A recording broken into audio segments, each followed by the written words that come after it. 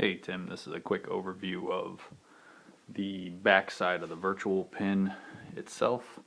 I've got it mostly ready to go. I'm about to take the head off, but I wanted to shoot a video just to show you the connections you'll need to make when you put it back together.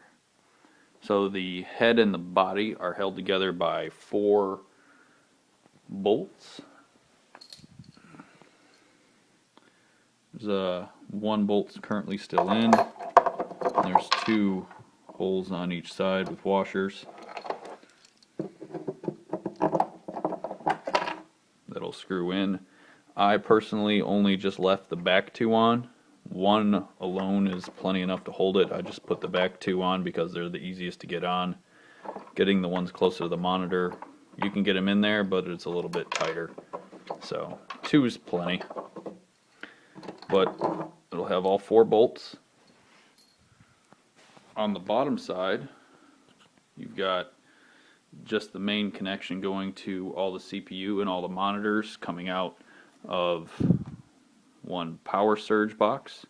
So you'll just have one plug to connect from there. And there's basically 6 cables that need to be connected between the top and the bottom. Start with, on the left and right side, there's the 2 speakers. The speakers themselves sit on the inside of the board here, and they are just suspended up in the air, sitting on a nail coming out of the board that fits into the hole in the back of the speaker. The speaker wires are wrapped up here and taped up just to hold them in place. When you run them, you're going to run them down through the base and then through the back. This is probably the only more complicated connection, but it's really not that bad. So when you run it down, you're going to send it all the way to the front of the machine. And this is for both the left and the right. On the front side of the machine, you're going to get them from the back end over there, and they're going to be plugged into this speaker subwoofer over here in the middle. So you see where it's left PC, L, and R. That's one for the PC, one for left, one for right. There's tape on one of them to tell you which one's the right one, and then the other one's the left one.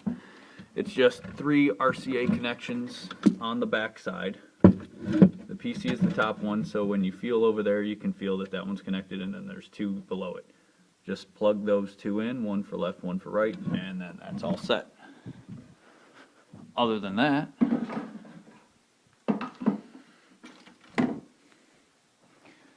you just need to plug in the 2 monitors on the back. The bottom monitor is the 17-inch. The cables themselves actually sit in this little pouch in the bottom portion, and they're basically, it's a kind of stapled up pouch just to keep them from dangling on the inside.